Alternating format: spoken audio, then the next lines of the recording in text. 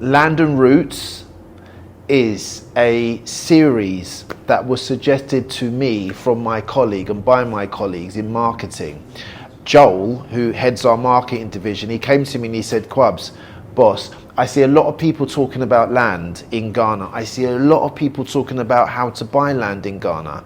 I see a lot of people talking about providing land to people, but I don't actually ever really see the land. And I see and I know that what we're doing at Asarci, we have land and we've given that land to so many good brothers and sisters around our diaspora. We've never lost an inch of territory because land is about territory. And I feel time is good for you, boss, to come and explain to people a little bit more about Oman, which is our nation, and is what we've called our mini city in Prampram, and to spend a little bit of time talking to people about how they may go about acquiring land, because we fully accept that we will not supply land to everybody. And Joel also reminded me and encouraged me to continue doing what I'm doing in terms of, reminding ourselves and myself about the cultural history and the spiritual traditions of this land called Ghana. And he asked me, would I be willing to put a series together called Land and Roots? And I said I would. So here we are. This is an introduction to it. We're going to be speaking about land, obviously. We're going to be speaking about our roots, obviously. We're going to be speaking and providing hopefully suggestions and advice to people about this foray and this movement of so-called diasporans who are attempting to, or in many cases have already come and settled in Ghana. And we're going to be looking at some of the realities of that movement and some of the things that people might want to think about. There's so much positive stuff online about Ghana. And trust me, guys, for those of you that haven't been to Ghana yet, Ghana's a very, very beautiful country. There's something for everyone here. But as you can imagine, just like where you are based listening and watching this video, it is a country full of challenges, full of frustrations, and lots of problems. People are here. It's a developing country. It's a country that should be doing better, to be fair. But there are challenges here that many people are struggling with on a day-to-day basis.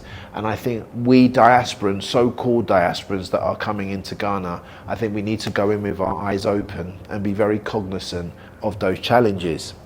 So, in the typically Ghanaian way, let me introduce myself. My name is Kwabena Osei Amwati, and I'm 43 years of age at this moment. We're recording this video in August 2024. And I was born in London, but I'm from a town in Kumasi, on the outskirts of Kumasi, called Ojuso. I'm a son, I'm a child of God, I'm a brother, I'm a husband, I'm a supporter, I'm a patriot. I'm somebody that is very, very passionate about my country and about my motherland and about my continent of Africa. I've always been that way. I couldn't help it if I tried. And I'm somebody, whether I like it or not, and maybe even whether you guys like it or not, but I am intimately involved with the concept and construct of land. I've been acquiring land in Ghana now for 17 years, and I've been involved in land in one capacity or other for 25 years now. Since I was 17, I came to Ghana for the first time in 1998. So I've got quite a bit of experience in land. And why is land important? It's because wherever you're watching this video, underneath your feet is land. For us to have businesses, for us to grow food, for us to have shelter for our own homes. There's one fundamental that always is present, and it's shelter. And shelter usually sits on this thing called land. It's very important for the dignity and soul of any nation to have land. I've never read or seen any dispute or war, major war, in this world if it's not over land. And indeed, at the end, for most people, when they finish the course of their physical life, they end up going to be placed inside this thing called land, being buried there. So it's not a joke. Something that's very, very special to us, and something that's very, very important for us so-called diasporans. Because the concept of the diaspora is that you've been dispersed from somewhere. And if you've been dispersed from somewhere, it means you came from somewhere. And if you came from somewhere, that place is like an ancestral home for you. And I think that where we exist outside of that ancestral home, the people that we are living with and the land that we're staying on is in reality not our land. So therefore, for the diaspora, it might be, and I say might be because it's not my job to pontificate on you guys, it might be pretty important for you guys to consider, should I have a piece of my motherland? Should I have something there for my own development, my own prosperity, because ultimately it's property, for my children and grandchildren also to be able to enjoy, and somewhere that hopefully might provide sanctuary? And I think this is where Asarci, my company, has stepped in over the past couple of years. And I just want to make it really clear, guys, yes, me and my company and the people involved on this mission, we have supplied land to many of you, but we do not believe land can be sold. So if any of you think you can buy land from me, I'm sorry, you can't. And I can confirm for you today that I do not sell and I have not sold land to anybody. And if anyone thinks that, the exchange of money is buying and selling, then fine, that's for them.